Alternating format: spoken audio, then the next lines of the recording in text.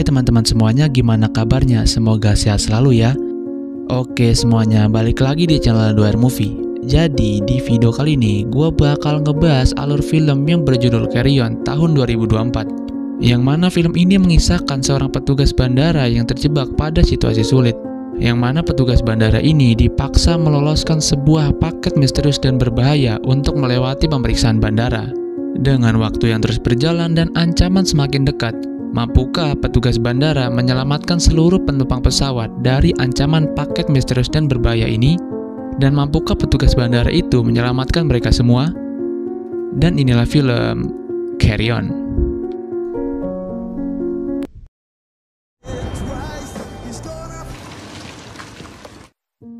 Film berlatar di malam hari, di mana kita diperlihatkan dengan dua orang yang saling bernegosiasi. Entah apa yang terjadi pada mereka berdua. Tiba-tiba seorang pria misterius menembak lawan negosiasinya dan juga membakarnya. Setelah itu pergi sambil membawa koper misterius. Behind the shop, W.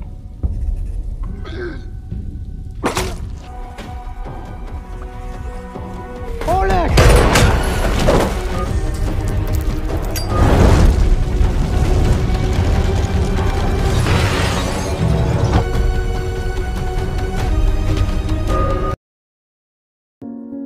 Di keesokan harinya, pihak kepolisian mulai menyisir dan menyelidiki TKP. Sebenarnya motif apa yang dilakukan oleh pelaku sehingga membakar rumah tersebut?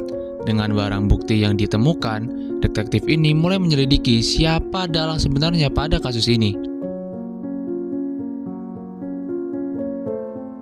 Di sisi lain kita diperlihatkan dengan aktor utama kita yang bernama Ethan Kopek. Kita sebut saja Ethan. Ia hidup bersama istrinya yang sangat ia cintai bernama Nora, yang kebetulan istrinya sedang mengandung anak pertama mereka. Diketahui bahwasanya Ethan dan istrinya bekerja di bandara yang sama, namun dengan tugas yang berbeda. Istrinya bertugas sebagai staf kantor yang berada di maskapai bandara tersebut, sementara Ethan bertugas sebagai petugas keamanan yang berada di bagian gudang barang penumpang. You know what? This whiny thing that you're doing. Boarding passes coming out of SeaTac yesterday. Keep the people safe. Alert, stay vigilant. Let's get. Mengetahui bahwasanya ia sebentar lagi akan menjadi seorang ayah, tentu kebutuhan rumah akan semakin banyak.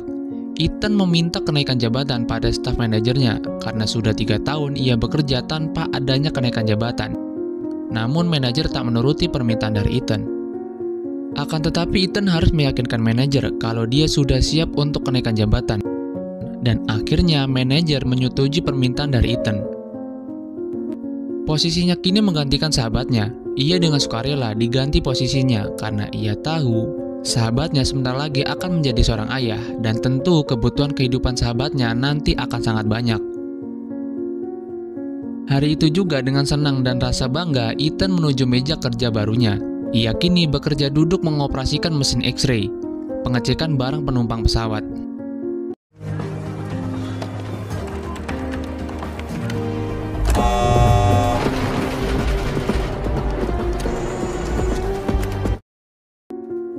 Di sisi lain terlihat sekelompok penjahat yang akan melakukan sesuatu di bandara tersebut.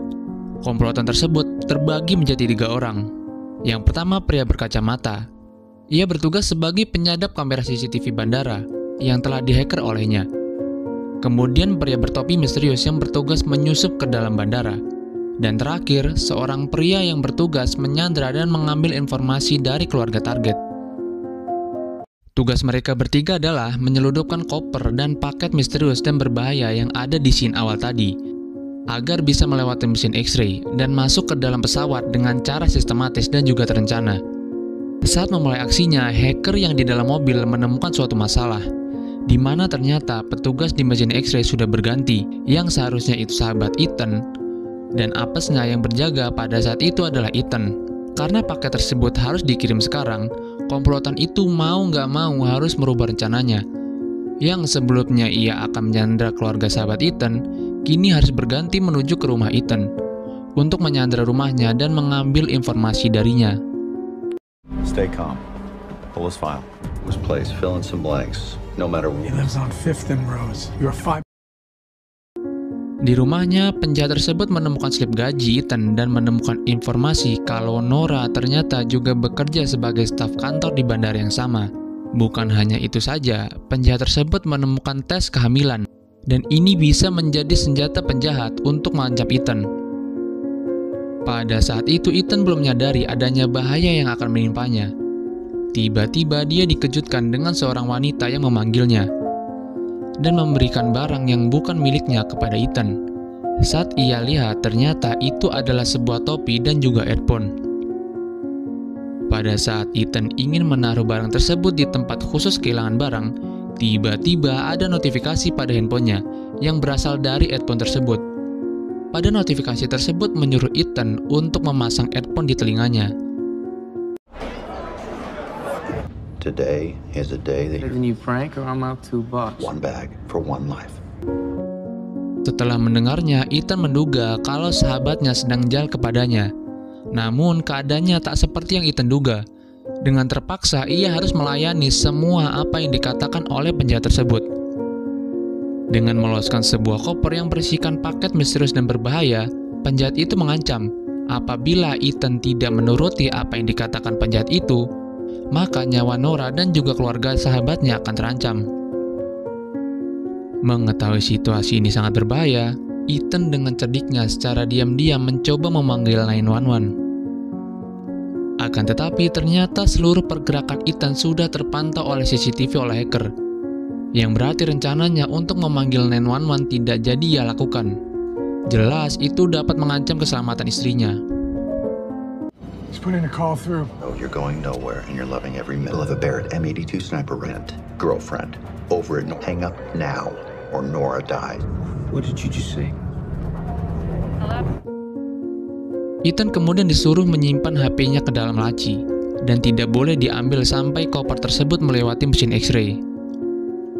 Saat Ethan kembali bertugas, jelas situasi saat ini berbahaya yang membuat raut muka wajah Ethan sangat tegang. Namun penjahat tersebut menyuruhnya untuk tetap tenang karena selama Ethan bertugas, Pak Manajer selalu mengawasi pekerjaan Ethan di hari pertamanya bertugas. Jika Pak Manajer sampai curiga, maka nyawa Nora akan jadi taruhannya. Penjahat itu juga mengancam apabila Ethan melakukan hal-hal aneh yang membuat staf lain curiga, maka penjahat itu akan mengancam dan menembak kepala Nora dengan menggunakan sniper yang sudah dipersiapkan oleh penjahat tersebut. Dan lagi-lagi Ethan hanya diam dan terus berpikir bagaimana caranya agar situasi yang sangat berbahaya ini dapat diketahui oleh staf penjaga yang lain. Dengan perasaan takut, tetapi tetap tenang, Ethan mencoba cara kedua, yaitu dengan mengirimkan pesan kepada Nora sebagai staf kantor tersebut kalau situasi bandara saat ini sedang dalam keadaan yang sangat berbahaya, dan berharap pesan yang ia kirim sampai kepada pihak keamanan agar pihak keamanan dapat membantunya secepatnya. Namun kembali lagi, mereka merupakan penjahat profesional yang sudah terencana. Dengan mudah hacker tersebut mengetahui rencana dari Ethan untuk mengirimkan pesannya kepada seseorang dan mencegahnya. Dengan raut muka yang tegang, Ethan harus memantau sekitarnya. Pasti ada seseorang di balik suara ini dan pasti tidak jauh darinya. Namun Ethan tak kunjung menemukannya. What happiness you can when you pay the most money. And they spend the rest of their time doing whatever. Like you. Ethan yang menyadari seluruh pergerakannya di bandara telah terpantau oleh hacker, secara diam-diam Ethan kemudian mencoba dengan cara yang ketiga, yaitu dengan cerdiknya ia sengaja mencurigai dan memeriksa barang pada sebuah tas yang dimiliki oleh seorang dosen. Karena tas tersebut pasti memiliki banyak sekali buku, yang nantinya kertas tersebut dapat ditulis sebagai informasi keadaan bahaya di bandara tersebut, dan mengirimkan petunjuk informasi itu kepada pihak keamanan. Kemudian petugas itu segera pergi dan mengirimkan informasi itu kepada staf keamanan yang lain. Saat ia berjalan, ada seorang pria bertopi yang menyerang petugas tersebut, namun secara halus dan tanpa diketahui oleh semua orang di sana, kecuali Ethan yang melihatnya dari kejauhan. To feed my children. You may do until the tree born. So, of all three children, learned that there can be no lesson without consequences. Somebody call. Bagaimana dengan cara seperti itu dapat membunuh petugas tersebut secara cepat dan tanpa diketahui oleh siapapun? Nanti ada penjelasannya. Melihat kejadian yang terjadi oleh temannya itu, Ethan menyendiri sejenak karena syok atas kematian temannya. Dan tiba-tiba muncullah pria bertopi tadi. Penjahat itu mengatakan jangan bermain-main dengannya, karena ia bisa menghabisi Ethan dan juga Nora istrinya yang sedang hamil kapan saja. Penjahat itu juga mengatakan, tugas Ethan simple, hanya meloloskan koper yang akan melewati mesin X-ray dan memasukkan koper itu ke dalam pesawat. Penjahat itu kemudian kembali mengatakan kalau sebentar lagi ada pria bertopi merah yang akan membawa koper tersebut dan akan melewati mesin X-ray. Saat Ethan ingin kembali bertugas, tanpa sepengetahuan Ethan, posisinya telah dikembalikan oleh sahabatnya Ethan. Saat Ethan ingin kembali mengambil posisinya, tiba-tiba datanglah Pak Manajer. Menurut Pak Manajer, kinerja Ethan masih sangat berantakan dan terburu-buru. Dan untuk sementara waktu saja, sahabat Ethan akan menggantikan posisinya. Melihat kondisi tersebut, hacker dan penjahat itu tidak mau tahu. Mau tidak mau, Ethan harus kembali ke posisinya sebagai petugas di mesin X-ray sekarang juga. Karena koper yang akan dibawa si topi merah akan segera melewati mesin X-ray. Akhirnya, Ethan memiliki sebuah ide untuk membalikan posisinya, yaitu dengan mengambil sebuah alkohol yang dicampur dengan kopi, yang mana kopi yang telah tercampur alkohol tersebut akan ditukar dengan kopi milik sahabatnya Ethan.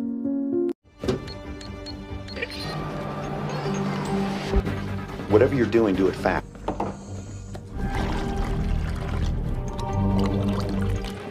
What's up, man? Down the side there, you see? It's not bad. Setelah kopi itu ditukar, penjahat itu yang berpura-pura sebagai penumpang memberitahu kepada Pak Manajer kalau petugas yang berada di mesin X-ray meminum alkohol. Setelah dicek oleh Pak Manajer, ternyata benar saja, kopi tersebut telah bercampur dengan alkohol. Sahabat Ethan juga terlihat tak berkutik karena barang bukti ada di depannya. Karena ini merupakan pelanggaran yang sangat berat dan tidak dapat ditoleransi, ia harus dipecat dari pekerjaannya. Dan Ethan kembali duduk di meja kerjanya. Mengetahui dirinya difitnah, ia sangat kecewa dengan apa yang dilakukan oleh sahabat baiknya. Dan gini terlihat wajah baru komplotan penjahat yang ciri-cirinya sama persis seperti apa yang dikatakan oleh penjahat tersebut, pria dengan bertopi merah. Penjahat bertopi merah itu pun mulai meletakkan koper yang dibawanya untuk melewati mesin X-ray. Ethan dengan wajah yang sedikit takut dan juga tegang mulai melihat dan bertanya-tanya sebenarnya apa isi dari koper misterius ini. Dari mesin X-ray terlihat isi koper tersebut sangatlah aneh. Di dalamnya terlihat sebuah tabung yang berisi cairan misterius. Dan di dalamnya lagi terlihat seperti bahan peledak. Namun yang anehnya lagi saat koper tersebut melewati mesin X-ray, koper tersebut tak dapat terlacak sedikit pun oleh mesin X-ray. Dan tentu Ethan bertanya-tanya sebenarnya apa isi dari koper misterius ini.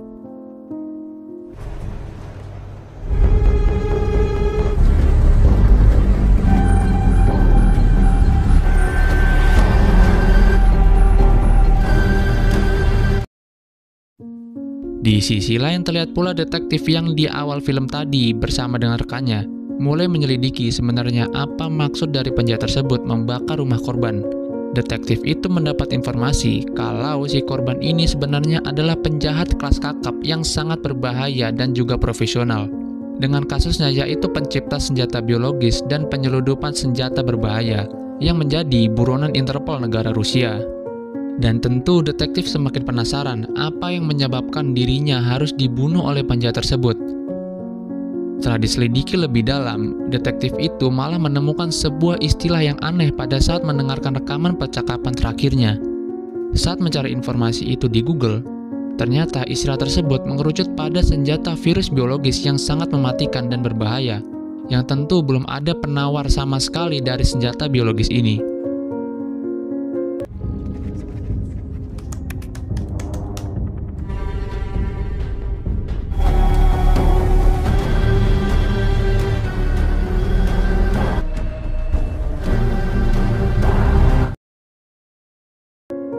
mengetahui hal ini, detektif langsung menelpon pihak Departemen Keamanan.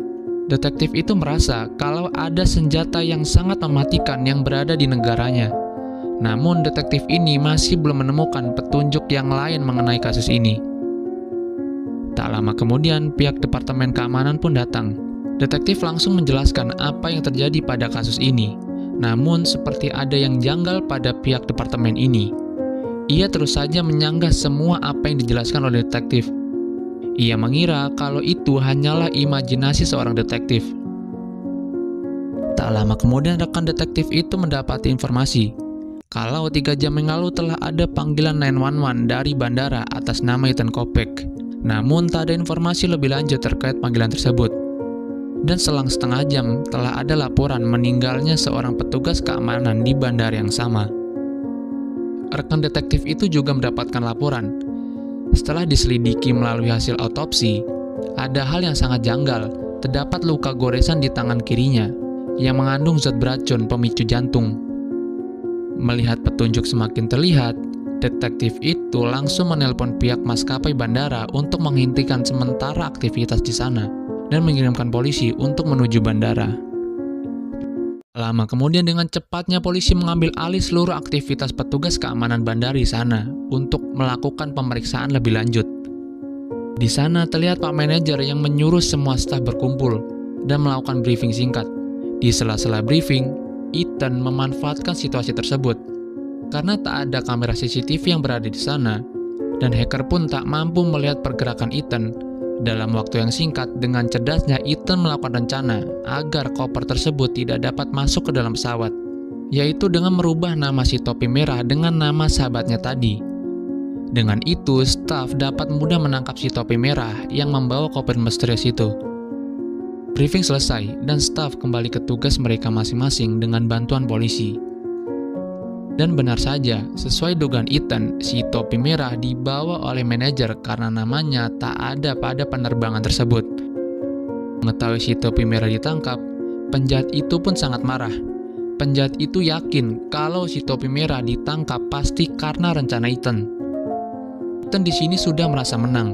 Apapun yang terjadi, ia tidak akan membiarkan koper tersebut lolos, yang nanti akan menyebabkan korban yang lebih banyak karena perbuatan Ethan yang meloloskan koper tersebut. Tak pikir panjang, Ethan melepas headsetnya dan langsung berlari menemui Nora, istrinya. Setelah menemui Nora, Ethan menjelaskan semuanya dan menyuruh Nora untuk lari dan bersembunyi. Nora yang melihat sikap aneh Ethan tentu tidak mau. Justru Nora yang berbalik bertanya kepada Ethan, mengapa dirinya bersikap aneh seperti itu sebagai petugas keamanan. Di waktu yang sama, sniper tersebut juga telah mengunci posisi Nora. Tinggal menunggu instruksi, sniper tersebut dapat menghabisi Nora dengan sangat mudah. Melihat posisi istrinya telah dikunci oleh sniper, dengan terpaksa Ethan kembali menggunakan headsetnya dan menuruti semua apa yang dikatakan oleh penjahat, dan langsung meninggalkan Nora tanpa sepatah kata apapun demi menyelamatkan istrinya. Lalu Ethan pergi ke kamar mandi untuk menenangkan diri. Tak lama datang si penjahat menghajar Ethan karena telah berulah. You're someone that's so afraid to make a mistake. What? God. Well, high school is as good as your life now. Take it easy, take it easy. What now? First, we're gonna do the phone. Dan di waktu yang sama, koper itu akan diperiksa oleh Pak Manajer. Karena misinya akan ketahuan oleh Pak Manajer, penjahat itu langsung mengaktifkan timer peledak. Ethan dituntut untuk menjinakkan peledak tersebut. Dengan menghabisi Pak Manajer terlebih dahulu untuk menonaktifkan ledakan tersebut, penjahat itu juga mengancam, jika Ethan gagal, maka semua orang di bandara akan tewas karena senjata biologi tersebut, dan lebih parahnya, virus tersebut akan menyebar ke seluruh kota. Tanpa pikir panjang, Ethan langsung berlari menuju Pak Manajer untuk menonaktifkan peledak itu.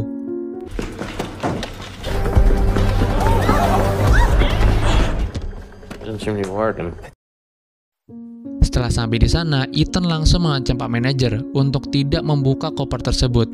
I don't know what this is about, but I know you don't want to do it. Sit back away from the case, please. All right? I have to.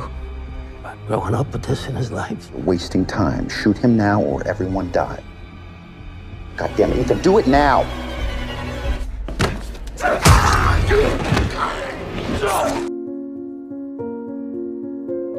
Akibat apa yang dilakukan oleh si topi merah membuat Ethan sangat marah. Akan tetapi si pria bertopi merah juga mengatakan kalau sebenarnya dirinya juga diancam oleh penjahat dengan pola yang sama seperti Ethan. Ia terpaksa agar teman yang disandranya bisa selamat. Yang berarti Ethan dan juga si topi merah sama-sama menjadi boneka oleh penjahat tersebut. Tak ada waktu lagi, Ethan harus segera membuka koper tersebut dengan arahan si penjahat untuk menonaktifkan peledak tersebut. Dengan perasaan yang sangat takut, akhirnya Ethan berhasil menonaktifkan peledak tersebut. Either side, I want you to unlock the holes next to the timer. The button under the circular. Good. Up slowly once it's out. Should be visible between the brackets that.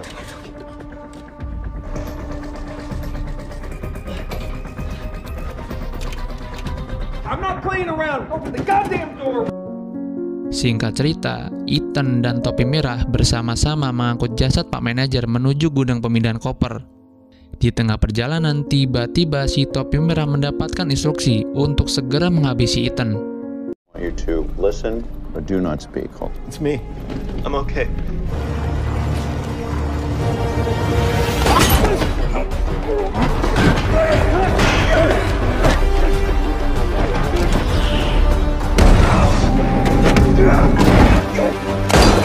You keep firing!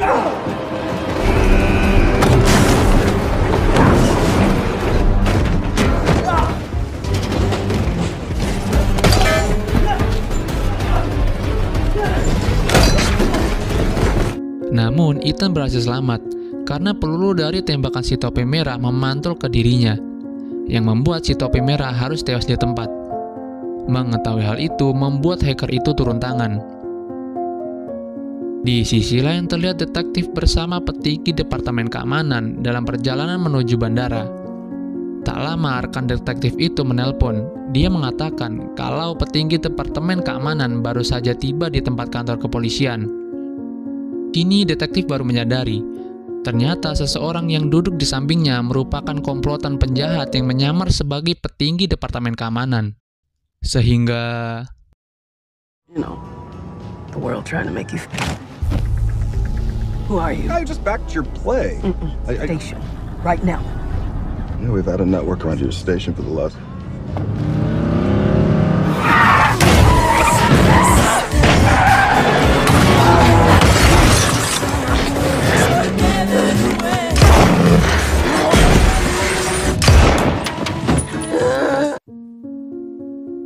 Beruntungnya detektif berhasil selamat dari rencana pembunuhan terhadap dirinya. Dalam keadaan lemas, karena sudah tidak ada waktu lagi, detektif langsung bergegas menuju maskapai penerbangan.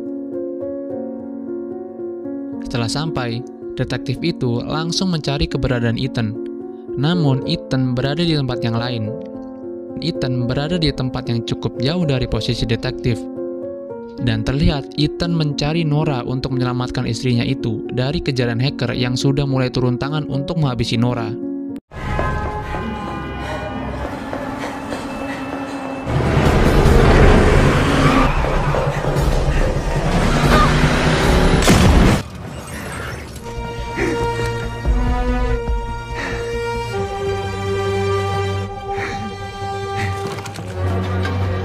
Get out of the way!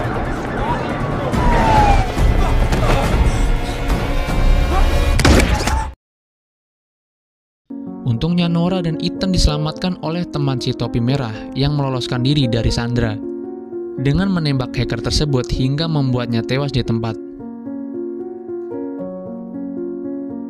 Tak lama Ethan dan istrinya mulai melacak di mana keberadaan koper tersebut.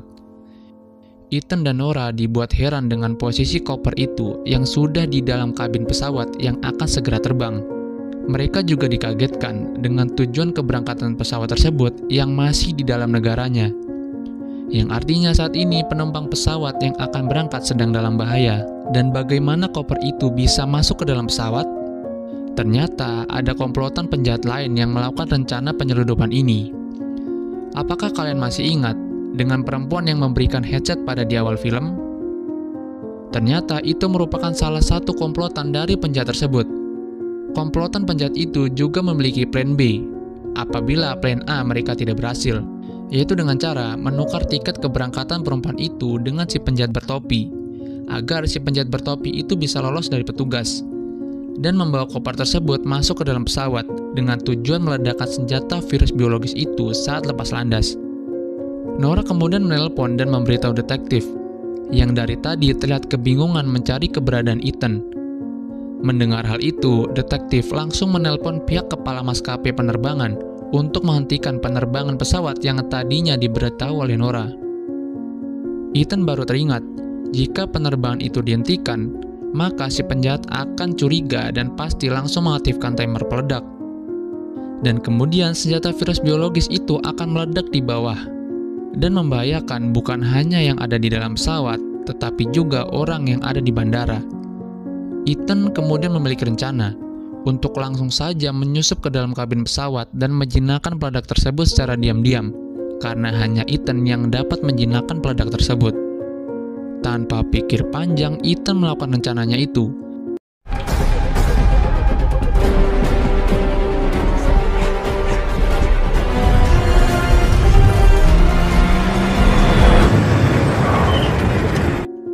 Dan di sisi lain, Nora langsung menemui detektif untuk memberitahu rencana Ethan. Sedikit terjadi perdebatan antara Nora dan juga detektif, yang akhirnya detektif itu pun mengikuti rencana dari Ethan untuk menjinakkan peledak itu dan mengizinkan pesawat itu untuk lepas landas. Di dalam kabin pesawat, Ethan segera mencari kopernya dan mulai menjinakkan senjata virus biologis itu tanpa disadari oleh si penjahat.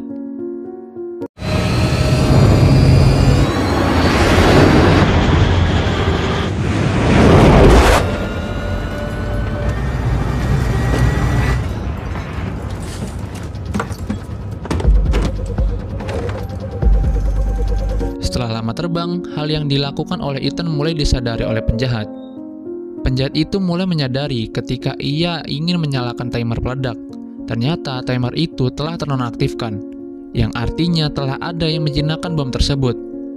Penjahat itu sangat yakin kalau ini pasti perbuatan Ethan. Segera penjahat itu langsung ke belakang. Funny, the last time I shot you. Nice touch. Okay. Ethan langsung meledek si penjahat yang membuat penjahat itu terpancing emosi karena Ethan. Justru itu merupakan rencana Ethan. You think bombs spoil? Still wanna know when I fucked that polygraph? And my bomb. Been like him ever since, right?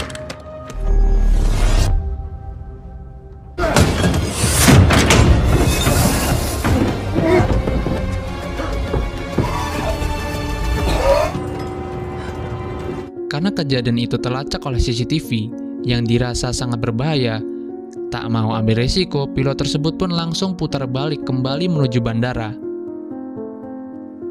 Di ending film, kedatangan pesawat itu telah ditunggu oleh banyak sekali polisi yang menanti keberadaan Ethan dan mengamankan senjata virus biologis itu.